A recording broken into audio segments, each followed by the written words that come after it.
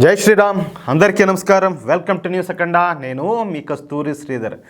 ఛత్తీస్గఢ్ రాష్ట్రాన్ని బీజేపీ ప్రభుత్వం clean sweep చేసి పారేస్తుంది. అంటే ఏదన్నా రాజకీయంగా ఏమైనా చేస్తుందేమో అని మీరు అనుకోండొచ్చు. కాదు, ఈ న్యూస్ విన్నారంటే మీకు అంతకు మించిన సంతోషం అయితే మీకు దక్కుతుంది.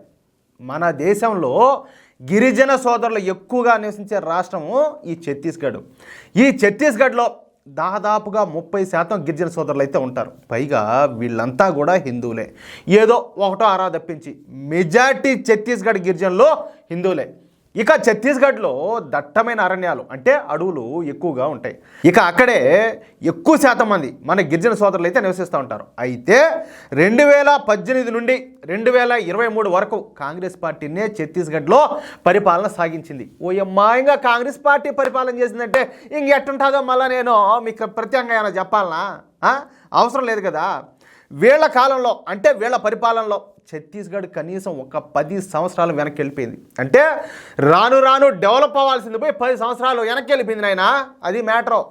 గిరిజనుల సంక్షేమం కోసం మోడీ ప్రభుత్వం ఎన్నో పథకాలను తీసుకొచ్చినప్పటికీ, ఎన్ని నిధులను విడుదల చేసినప్పటికీ అప్పటి కాంగ్రెస్ ప్రభుత్వం ఆ పథకాలను, ఆ నిధులను గిరిజనులకు చేరనివ్వకుండా వీళ్ళే తినేశారు. తాము పొట్లయితే నింపుకునేశారు. పైగా ఛత్తీస్గఢ్లోనే బస్తర్ ప్రాంతం అనేది ఒకటి ఉంటుంది. ఈ బస్తర్ ప్రాంతంలో దట్టమైనటువంటి అడవులు ఉంటాయి. ఈ ప్రాంతం అంతా కూడా కొండలు, కోనలు, అడవులతో నిండిపోయి ఉంటుంది. అందుకే ఈ బస్తర్ ప్రాంతాన్ని నక్సలైట్లు తమ కేంద్ర స్థానంగా మార్చుకున్నారు. అర్థమవుతుందా? అంతేకాకుండా ఛత్తీస్గఢ్లోని గిరిజనులు అభివృద్ధి చెందకుండా వీళ్ళు పదే పదే అడ్డుకుంటా ఉన్నారు. ఎందుకంటే వాళ్ళు ఎదిగినారనుకో వీళ్ళ మాటలు వినరు మళ్ళా అట్లా. అందుకని వాళ్ళ పాఠశాలలకు వెళ్ళనీయకుండా ఛత్తీస్గఢ్లో మరేమీ అభివృద్ధి కార్యక్రమాలు జరగనీయకుండా ఈ నక్సలైట్లు అయితే అడ్డుపడతా ఉన్నారు. ఇక ఈ నక్సలైట్లకు అప్పటి కాంగ్రెస్ ప్రభుత్వం కూడా మద్దతునిస్తూ ఉన్నది.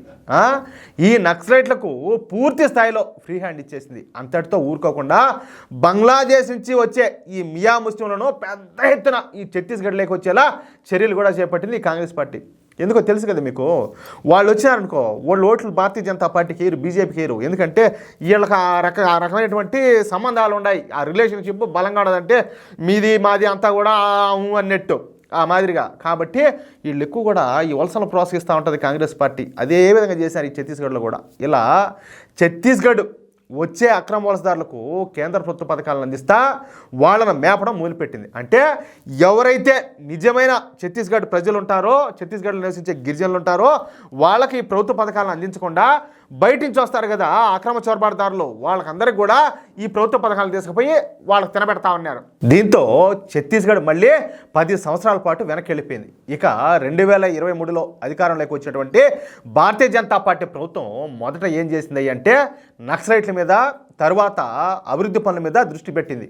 ఈ క్రమంలోనే 200 మందికి పైగా నక్సలైట్లు ఎన్కౌంటర్ అయిపోయినారు. అంతేకాకుండా మరొక 400 మంది నక్సలైట్లు ప్రభుత్వానికి లొంగిపోయినారు. దీంతో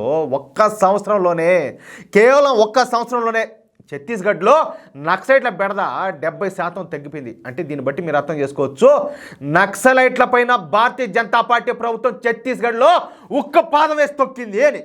ఇక ఇప్పుడు కొత్తగా బంగ్లాదేశ్ నుంచి అక్రమంగా ఛత్తీస్గఢ్కు వలస వచ్చేటువంటి ఈ మియా ముస్లింలపైన దృష్టి పెట్టింది భారతీయ జనతా పార్టీ. ఇంకా మొదటి విడతగా ఈ బస్తర్ ప్రాంతం పైన దృష్టి పెట్టారు. ఈ క్రమంలోనే బస్తర్లో చేపట్టినటువంటి సెర్చ్ ఆపరేషన్లో ఏకంగా 850 మంది బంగ్లాదేశ్ మియా ముస్లింలు దొరికిపోయినారు. చూడండి ఎంత అద్భుతమైన విషయమో, ఎంత అద్భుతమైన న్యూసో చూడండి ఒకసారి, జాగ్రత్తగా వినండి. అంతేకాకుండా మరొక 460 మంది ఈ రోహింగ్యా ముస్లింలు కూడా అరెస్ట్ చేశారు. ఇక ఈ మొత్తం మియా ముస్లింలను, రోహింగ్యా ముస్లింలను తిరిగి బంగ్లాదేశ్కు పంపించే కార్యక్రమాలు అయితే చేస్తూ ఉన్నారు. ఈ విధంగా ప్రతిరోజు కూడా ఛత్తీస్గఢ్లో ఏదో ఒక ప్రాంతాన్ని కవర్ చేస్తా ఛత్తీస్గఢ్లో ఉన్నటువంటి ఈ అక్రమ వలసదారులైనటువంటి ఈ బంగ్లాదేశ్ మియా ముస్లింలను, అదేవిధంగా ఈ మయన్మార్ నుంచి వచ్చినటువంటి రోహింగ్యా ముస్లింలను మొత్తాన్ని పట్టుకొని తిరిగి వెంటాడి మొత్తం అందరినీ కూడా ఈ ఛత్తీస్గఢ్లో ఎవరు కూడా లేకుండా చేయడానికి భారతీయ జనతా పార్టీ ప్రభుత్వం క్లీన్ స్వీప్ చేస్తుంది. అంటే క్లీన్ చేస్తారు ఛత్తీస్గఢ్ అంతా కూడా.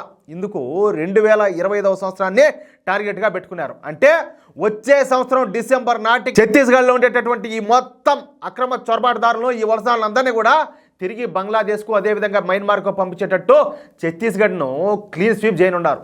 మీకు అర్థమైందా? చూడండి ఎంత అద్భుతమైన న్యూస్. ఇప్పుడు నేను చెప్పా గతంలో కూడా, భారతీయ జనతా పార్టీ ఇప్పటికే ఒక అంచనాకు వచ్చేసింది. భారతదేశం మొత్తం మీద ఇలాంటి వాడు 10 లక్షల మందికి పైగా ఉన్నారు. అంటే వీళ్ళందరినీ కూడా భారతదేశం నుంచి వెళ్ళగొట్టడానికి ఈ పార్టీకి చర్యలు ఎత్తే మొదలైపోయినాయి. అది ఎక్కడున్నా సరే వెంటాడి ప్రతి ఒక్కరిని ఏరేరి ఎతకబెట్టి మొత్తం అందరినీ దేశం నుంచి బయటికి మింగుతారు. దాంట్లో డౌటేలే. అర్థమవుతుందా? భారతదేశంలో ఉండాలంటే అది కేవలం భారతీయులకు మాత్రమే. లేదు బయట వాళ్ళు ఎవరైనా వచ్చారంటే వాళ్ళు సరైన పత్రాలు పెట్టుకొని వీసాలు తీసుకొని జాగ్రత్తగా చట్టపరంగా రావాలా. ఎవరు పడితే వాళ్ళు ఇక్కడికి వచ్చిపోయేదానికి ఏం వాళ్ళ అక్కగారిని ఇక్కడ పెళ్ళిళ్ళు చేసిలేరు, ఏదో మా బాగుండాలే పోయి చూసొద్దాం అనుకునేదానికి. అర్థమవుతుందా? అది మ్యాటర్. ఎట్టడా న్యూసా సూపర్గా ఉంది కదా, అట్లా ఉంటుంది. మీకు ఈ న్యూస్ నచ్చితే, అదేవిధంగా నేను చెప్పింది కరెక్ట్ అని చెప్పి మీరు భావిస్తే ఈ న్యూస్ నలుగురికి షేర్ చేయండి. అదేవిధంగా తప్పనిసరిగా ప్రతి ఒక్కరు మిత్రులారా మీ యొక్క అమూల్యమైన అభిప్రాయాలను ప్రతి ఒక్కరు కూడా కామెంట్ రూపంలో తెలియజేయండి. ఈ వీడియో ఎంతమంది అయితే చూస్తారో ప్రతి ఒక్కరు కూడా దయచేసి సబ్స్క్రైబ్ చేసుకోండి. ఎందుకంటే మీరు ఎంతమంది సపోర్ట్ చేస్తే, మీరు ఎంత ఎక్కువగా సపోర్ట్ చేస్తే మన ఛానల్లో మనం అందించే న్యూస్ అంత ఎక్కువ మందికి రీచ్ అవుతాయి. అది మాత్రం మర్చిపోద్దు. అదేవిధంగా మన న్యూస్ అఖండాకు సంబంధించినటువంటి వాట్సాప్ ఛానల్ లింక్ను కూడా నేను కామెంట్ బాక్స్లో ఇస్తాను. దయచేసి ప్రతి ఒక్కరు కూడా మన వాట్సాప్ ఛానల్ కూడా ఫాలో అవ్వండి ప్లీజ్. జై శ్రీరామ్.